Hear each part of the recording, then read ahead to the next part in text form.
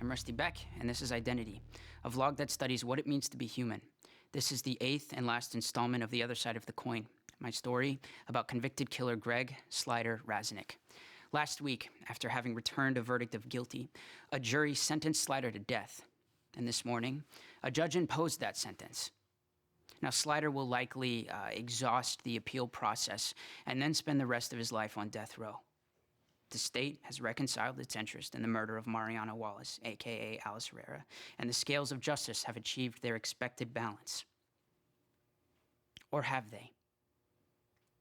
I'd like to conclude this story by offering you another perspective, starting back here after Slider's first arrest when he was only 13 years old. $62,000. Those are the associated costs incurred by the state for housing and trying Slider during his first conviction for breaking and entering and robbery. Not much in the grand scheme of things.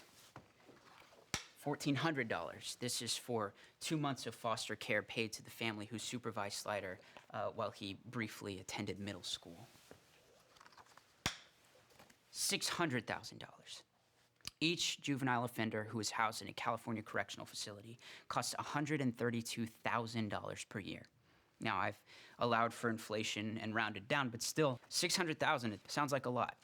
But wait, there's more. $1,800,000. This is what the average cost of a death penalty trial in the state of California cost, not including the appeal process. Now, you might be interested to learn that even though California has the largest death row population in America, it hasn't carried out an execution since 2006, meaning that Slider will likely be around for another 20 years at least at $187,000 per year, which equals $3,700,000. Now, if you add all of this up, you get $6,163,400 and some change. So see, the $6 million man isn't exactly science fiction.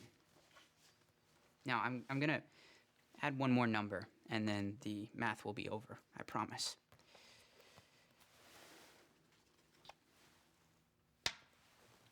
Zero. This is the other side of the coin. What the state expended on Mariana Wallace during her short life compared to what is still paying out for Greg Slider Razanick.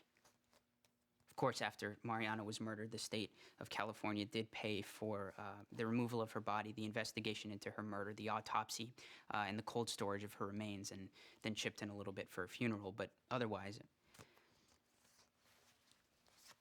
we value human life in many different ways. And as I've stated before, the justice system was not designed to be a bargain, but it's worth asking as we wrap up these two stories, have the scales of justice truly been balanced here? And are these numbers here really a reflection of the best we can do? Maybe so, but maybe not. Thank you for joining me for our second story. I'll be back next summer with another exploration of what it means to be human.